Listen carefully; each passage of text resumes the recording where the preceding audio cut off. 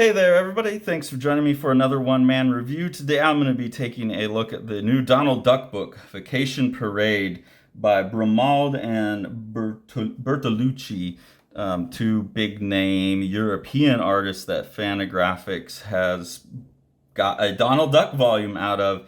And holy crap, is this good. Thank you very much to William Joseph Dunn, someone who's been following the channel for a long time, and me and him talk back and forth a lot.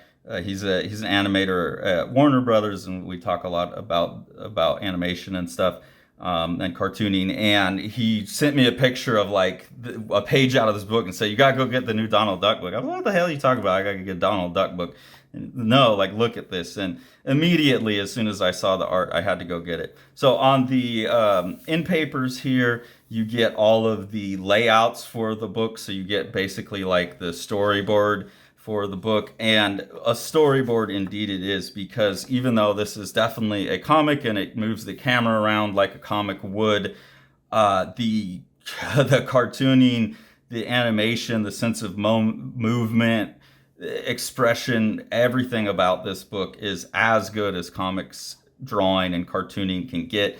It all looks hand painted to me. It looks like most of the coloring's done with some airbrushes and then probably gouache on top of that, and then ink lines as well. I'm not sure but what the mediums are, but it's most definitely looks like it's all hand done. And the whole book is silent as well. So it's only a 48-page book. I don't want to show too much. I think everyone should have this on their shelf. It's a gorgeous piece, but I want to go through and just show a few of the pages and talk about some of even more why I like it. Obviously, while I'm rambling on here, you probably already seen just how great all of this is. The colors in this, the expression here, yeah, all of it is amazing. And it sets up what the book is about. Is obviously Donald Duck does not like living in the big city. It's too noisy, and so he wants to go escape out into nature. And you get this very, very awesome change here between the way that the art and the coloring is handled to make the awful, nasty, smoggy city versus the bright, crisp, beautiful nature. Just some stunning like watercolor painting going on in here with whatever other mediums are being used. I don't know. But this lake, the rendering of all this is so beautiful. The colors are so lush and gorgeous, and it looks so serene. You could see again the like animated style of things moving, of like Donald coming up, and how much that flows, how well that flows, creates a rhythm across the page.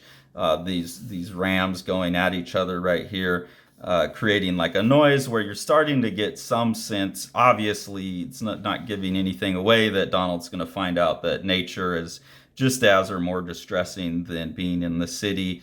Yeah, like me and Tori just moved out, and there's a lot of other things you got to think about when you're in nature. It is much more serene and peaceful, but you do got to deal with the bugs and the animals, and there's a lot more to do. So he's about to learn that lesson, and it's nice the way they kind of slow roll up to that, where there's just a couple few irritants, but then it's like, oh yeah, but the beautiful butterfly, because that's kind of been our experience too.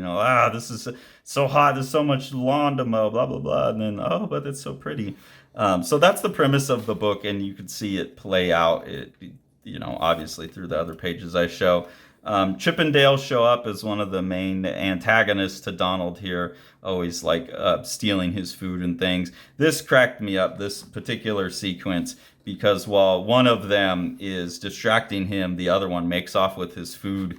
I know these are chipmunks, but that was when I was at UC Berkeley in undergrad, that was a very common complaint there, was that the squirrels would team up on people, and so you'd have one squirrel, like if you're eating lunch, would come up and like chirp at you, and while you're distracted, another one would snatch your sandwich. I never had it happen to me personally, but that was at least a rumor that went around on campus a lot. So it's funny to see that here. And you can see again all the great color work and great cartooning, and yeah, it's masterful work. The other thing that really stunned me, and I've already kind of talked about it by flipping back and forth between the city and the nature pages, is the use of color throughout the book, and the slow roll transitions of color that stitch together sequences, from being the the bright sunny greens to now we're coming to dusk and everything starts going much cooler, but you get that hit of warmth right before it goes cool and dark, then into the dark cools. You take that mood all the way out, and then you kind of slow roll dawn coming in. Really beautiful moment where the sunrise comes up and has this gorgeous, gorgeous burst here. Donald's asleep face down in front of the river, and when he wakes up, there's kind of a resonance with that glow there. So it's both the like, I'm waking up expression, and it has a visual kind of, resonance with what else is on the page. So that just gives you a sense of the mastery that's in this book on every regard. Writing, as much as planning out the story, it's like very funny. The ability to read this story so clearly because the storytelling's so spot on, the cartooning, the coloring, just everything about this is absolutely masterful. I've now this team does a series of books called Love, and it will be like Love the Mastiff, Love the Chipmunk. I don't know what the other animals are. Love the T-Rex, I think, or Velociraptor.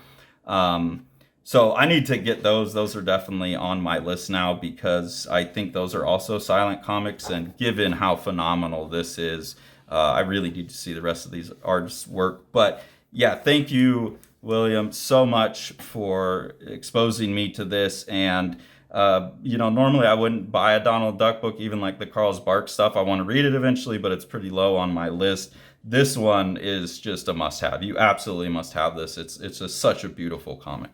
Sala Nyalo, Path of the Shades by Clarence Doss is a really cool ongoing project that Living the Line will be producing. Clarence is a PhD student from Fiji who's studying the myths of Fiji for his doctoral thesis. And part of that study project is that he's producing these comics. They're kind of like Hellboy, where there's these little short stories that capture all of these different mythologies. But then he's using that to wrap the project into his doctoral thesis and then provide educational material where people can come to these comics. They don't have to read his PhD thesis. They can come to the comics and get a more consumable version of the mythology of Fiji.